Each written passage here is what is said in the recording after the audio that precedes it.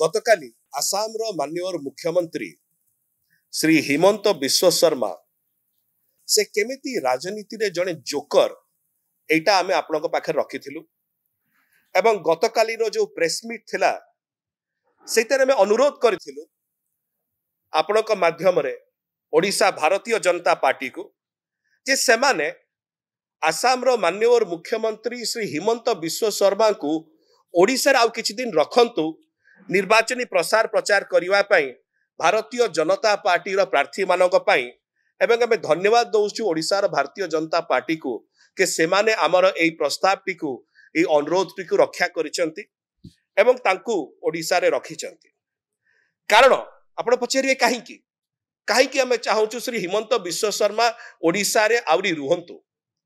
कारण से जेते प्रसार प्रचार करिवे जेते से कैंपेन करिवे ओडिशा रो भारतीय जनता पार्टी रो जो प्रार्थी अछंती से माने आउरी विपुल मार्जिन रे हारिवे। हारिबार व्यवधान मध्य यथेष्ट बढ़िव एवं अनेक ताको भितरु ताकर अमानत भी हरेइवे।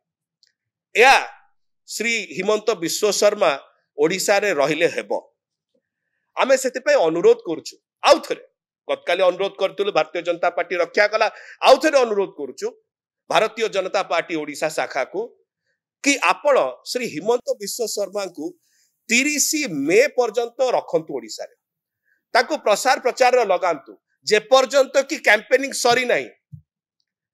कारण काहे कहले ताकर जो हास्यास्पद मत आमे कहितुलु गतकाली से राजनीति रे जोकर ताकर जो हास्यास्पद मत एवं जेतेबेले मुह खोलुचंती जो प्रकार अबांतर कथा बकवास जो कहा जाए बकवास कथा कहउचंती एटा केवल ओडिशा रो भारतीय जनता पार्टी रो जो स्थिति अछि सेटा ओडिशा वासी को आखिरे आउ तळुकु पकेइबनी सेती केवल नुह ता सहित ओडिशा भारतीय जनता पार्टी रो प्रार्थी मानकर भोट को भी आउरी कमेबारे आउरी ध्वस्त करिवारे बहुत सहायक हबो।